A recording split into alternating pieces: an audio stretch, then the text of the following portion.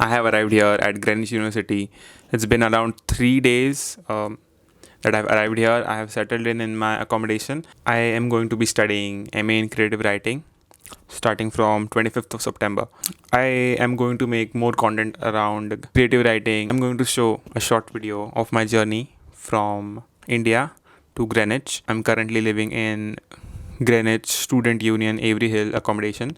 So yeah, just a quick recap. So see you in the next video. Bye.